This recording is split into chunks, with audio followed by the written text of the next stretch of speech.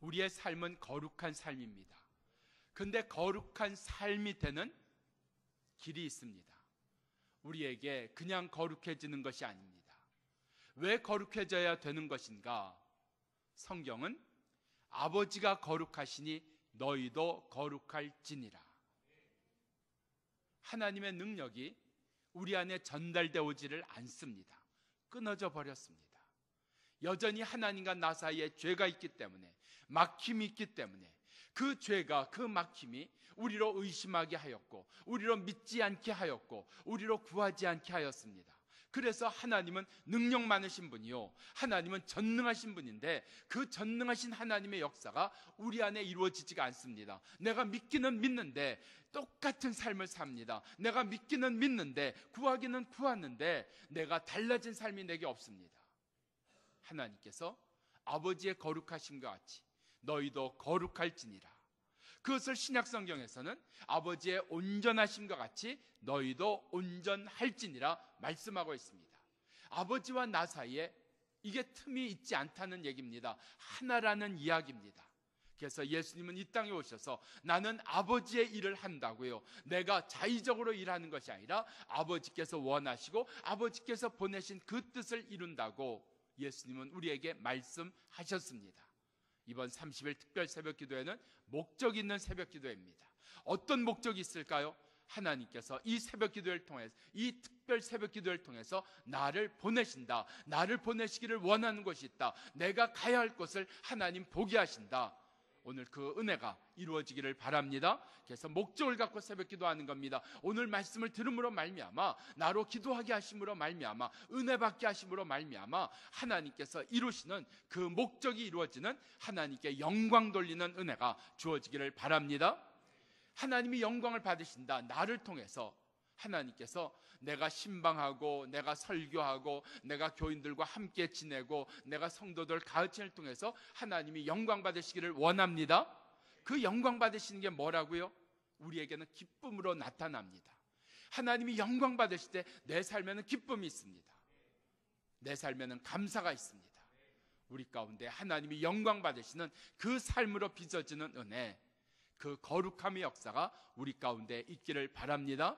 왜 하나님께서 우리 가운데 이 거룩하게 하시는 일에 이렇게 세상 말로 이야기하면 매달리실까?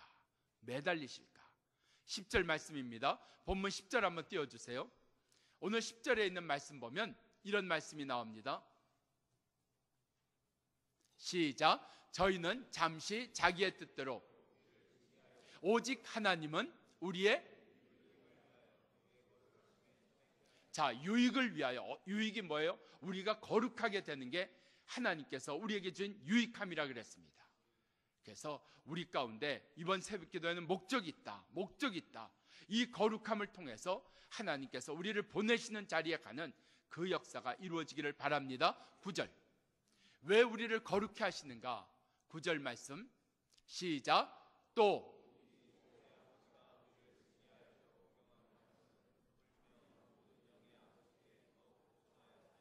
더욱 복종하게 하시기 위하여.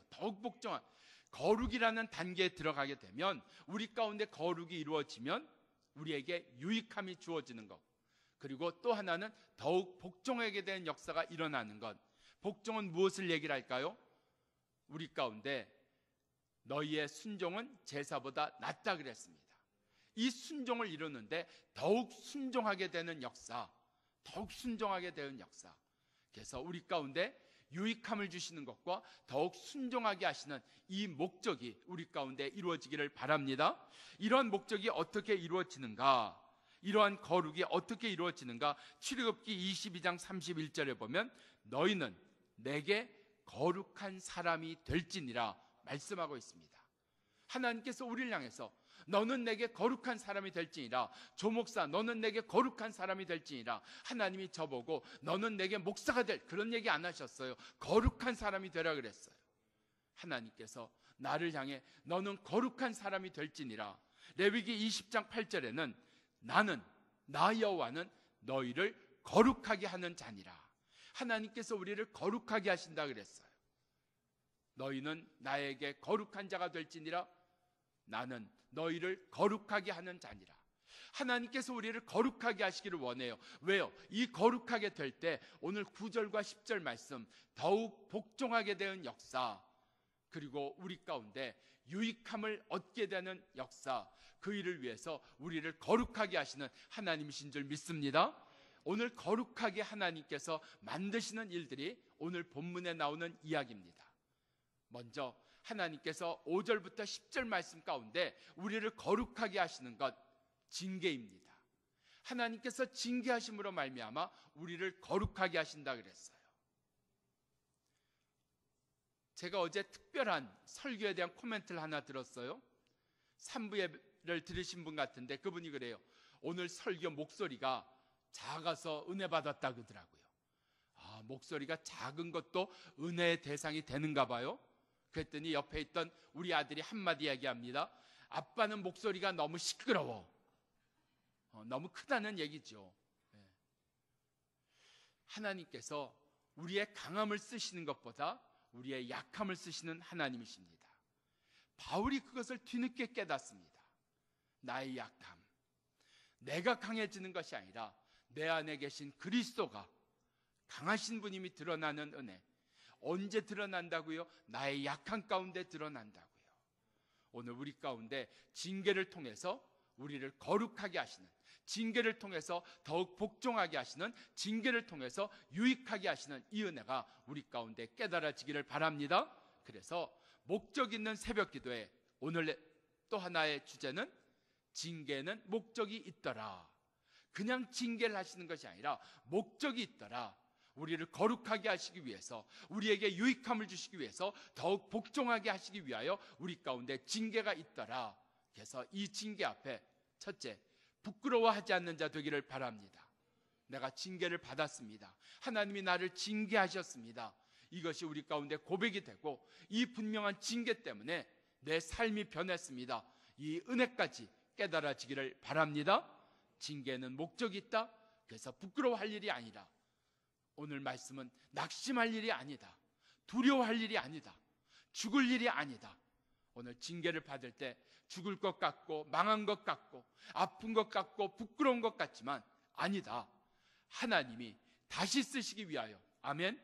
하나님이 다시 쓰시기 위하여, 두 번째, 하나님이 더 잘 쓰시기 위하여 우리 가운데 징계로 거룩하게 하시는 이 은혜가 깨달아지기를 바랍니다. 그래서 우리 가운데 징계 받는 것이 다 있어요. 근데 그것이 징계인 줄 몰라요. 하나님의 징계인 줄 몰라요. 어제 아마 제가 본교회 온 지 이제 10년째 됐는데 10년 만에 처음인 것 같아요. 사부 예배까지 설교하기로 됐었는데 도저히 못하겠어요. 그래서 사부 예배를 우리 목사님께 좀 부탁드리고 3부 예배까지 하고 집에 들어갔습니다. 너무 힘들었어요. 1부부터 너무 힘들었어요. 진짜 서 있는 게 기적이었고, 하여튼 하다가 넘어질 수도 있겠다, 쓰러질 수도 있겠다. 그런데 어제 예배 가운데 무슨 순서가 또 그렇게 많아요. 아이들 기도해 준 순서 있고, 하여튼 뭐 순서가 많아서 얼마나 힘들었는지. 그런데요, 하나님께서 나를 낮추시는구나. 하나님께서 나를 하나님의 뜻대로 빚으시는구나. 아파요. 힘들어요. 어떤 때는 부끄럽게 생각이 들어요. 그런데 하나님께서 징계하시는 역사, 목적이 있다. 오늘 우리 가운데 있는 이 징계가 깨달아지는 은혜가 있기를 바랍니다. 성경은 분명히 얘기합니다. 징계가 없으면 참 아들이 아니니라. 그러니까 나에겐 징계가 한 번도 없었습니다. 내가 완전하다는 이야기예요? 아닙니다. 내가 징계를 받았는데 깨닫지 못한 거예요. 오늘 내가 받은 징계가 이게 하나님의 역사구나. 하나님께서 나를 다시 쓰시기 위하여, 더 잘 쓰시기 위하여 하나님께서 징계하시는구나. 이게 깨달아지는 은혜가 있기를 바랍니다. 사람을 통한 징계가 있습니다. 사건을 통한 징계가 있습니다. 세상을 통한 징계도 있습니다. 하나님의 징계는 수없이 여러 가지 모양으로 우리 가운데 주어집니다. 오늘 그 징계의 모양들을 우리가 같이 나누기 원합니다. 첫 번째, 5절 말씀입니다. 이 5절 말씀은 죄에 대하여 징계하시는 겁니다. 죄에 대해서 징계하십니다. 이 죄에 대해서 징계하시는 게 얼마나 아프면 우리 가운데 낙심하지 마라, 낙심하지 마라. 이 죄에 대한 징계가 어디 나와요? 예수 그리스도의 십자가에 나옵니다. 예수님이 징계를 받으신 것이 아니라 예수님이 짊어지신 죄에 대하여 징계하신 겁니다. 그래서 예수님은 그 죄에 대한 징계가 너무 아프고 너무 힘들어서 예수님 이렇게 얘기합니다. 아버지여, 아버지여, 어찌하여 나를 버리십니까? 우리 가운데 징계를 받을 때 누가 유쾌할 겁니까? 징계를 받을 때 이게 하나님의 뜻이니까 내가 그냥 아니요. 너무 아파서 그 징계를 견디는 것만도 감당해내기가 쉽지 않습니다. 그런데 그 징계의 과정 가운데 깨닫게 하신 역사가 있어요. 하나님께서 나를 다시 쓰시기 위하여, 나를 잘 쓰시기 위하여 징계하시는구나.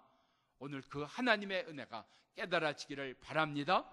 그래서 우리 가운데 아픔이 있고 힘든 일이 있을 때 하나님은 내 안에서 이 죄를 제하시기 위하여, 이 죄에서 떠나게 하시기 위하여, 이 죄가 끊어지도록 하기 위하여 징계하시느니라. 그래서 죄에 대해서 징계하시는 그 은혜가 내 안에 있기를 바랍니다. 그래서 죄를 소멸하시고 죄를 끊으시는 역사. 그러나 우리로 낙심하지 않게 하기 위하여 예수님 십자가에서 아버지여 어찌하여 나를 버리십니까? 그런데 예수님 이렇게 얘기합니다. 아버지여 내 영혼을 아버지께 맡깁니다. 우리 가운데 징계를 받을 때, 아픔이 있을 때 낙심도 되지만 그러나 그 가운데 다시 주님께서 낙심할 일이 아니라 말씀하신 대로, 말씀대로 일어나는 자 되기를 바랍니다. 자, 징계는 죄를 없이 한다, 죄에서 끊어지게 한다. 이게 5절입니다. 두 번째 6절 말씀입니다. 사랑하는 자를 징계하신다 그랬어요. 자, 사랑하는 그가 받으시는 아들마다 징계하신다 그랬어요. 두 가지입니다. 사랑받는 자, 그리고 그의 자녀. 자녀라고 하는 것, 저희 아이가 지금은 중학교 이제 2학년 되었습니다만 아마 저희 교회 몇 년 전 초등학교 때 왔을 때인 것 같아요.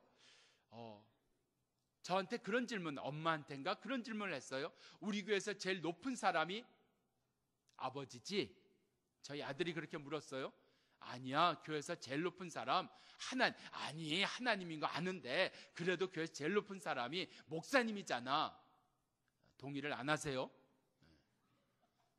저희 아들이 그 아버지가 제일 높은 사람이라는 확신을 가진 다음부터 거칠 것이 없이 돌아다닙니다. 대학부실에 들어갔습니다. 대학부실에서 아이들 끌고 놀고 있는데 우리 대학부가 자기들 방에 들어오니까 웬 꼬마들이 와서 놀고 있어요. 뭐라 그랬을까요? 나가. 여긴 너희 노는 데 아니야. 나가. 그랬더니 우리 아들이 뭐라고 했는지 아세요? 우리 아버지 목사님이에요. 그래서 그 청년이, 대학생이 그냥 나왔다는 거 아닙니까? 교회의 부조리를 얘기를 하는 겁니다. 내가 아들이라 자신 있는 건 좋은데 교만해진 거 아닐까요? 내가 사랑받는 자다, 내가 존귀한 자다, 그것이 나로 교만하게 만든 것 아닐까요? 징계의 두 번째 목적은 우리를 교만해서 떠나게 만드시는 겁니다. 우리의 교만을 막으시는 겁니다. 우리를 교만해서 건져내시는 겁니다. 바울, 그가 하나님 앞에 3번이나 간절히 구했다 그랬어요. 이 병을 고쳐주십시오. 그러나 이 사단의 가시로 말미암아 너로 너무 교만하지 않게 하신다. 분명히 바울이 깨달았습니다. 내게 징계가 있습니까? 하나님께서 교만해서 건져내 주시는 겁니다. 하나님께서 나로 교만하게 될 수 있는 것 막아주시는 겁니다. 나로 교만과 상관없이 살게 하시는 겁니다. 첫 번째는 죄를 끊으시는 것, 두 번째는 교만을 끊으시는 이 징계가 깨달아지기를 축원합니다. 세 번째 7절 말씀입니다. 하나님이 아들과 같이 너희를 대우하시나니, 징계의 세 번째는 아버지로서 하는 징계가, 아버지만이 할 수 있는 징계가 있다는 겁니다. 이 아버지만이 하는 징계가 뭐예요? 분명히 정말 내 아버지 맞나? 아버지인데 어떻게 이렇게 하시나? 그런데 그 징계를 통해서 회복을 시키십니다. 회복을 시키십니다. 그게 아버지의 징계입니다. 세상의 징계는 징계하면 끝납니다. 우리가 죄를 지어서 감옥에 갔다 오면 전과자가 됩니다. 전과자가 되는 건 뭐예요? 죄값을 치른 거예요. 그런데도 불구하고 전과자하고 일같이 안 하려고 그럽니다. 우리가 색안경을 끼고 본다는 얘기입니다. 죄값을 치렀었는데도 불구하고요. 우리 자녀에 대해서도, 우리 가정에 대해서도, 우리 이웃에 대해서도 우리 가운데 분명한 것은 아버지는 징계하시지만 징계 후에 반드시 회복시키는 역사가 있는 것이 깨달아지기를 축원합니다. 그래서 우리 가운데 징계가 있다. 이 징계를 통해서 죄를, 이 징계를 통해서 교만을, 이 징계를 통해서 회복을 이루시는 그 하나님의 역사가 징계받는 자마다 깨달아지기를 축원합니다. 그래서 우리 가운데 징계를 받을 때 낙심하지 아니하고, 징계를 받을 때 두려워하지 아니하고, 징계를 받을 때 부끄러워하지 아니하고, 이 징계를 통해서 나로 다시 살게 하시는, 더 잘 살게 하시는 그 하나님의 은혜가, 징계 가운데 깨달아지는 은혜가 우리에게 주어지기를 축원합니다. 그래서 이 징계를 통해서 더욱 복종하게 되었습니다. 더욱 잘 섬기게 되었습니다. 제대로 섬기게 되었습니다. 하나님께 받은 은혜가 참으로 많습니다. 이 고백이 우리 가운데 드러나기를 축원합니다. 기도하겠습니다.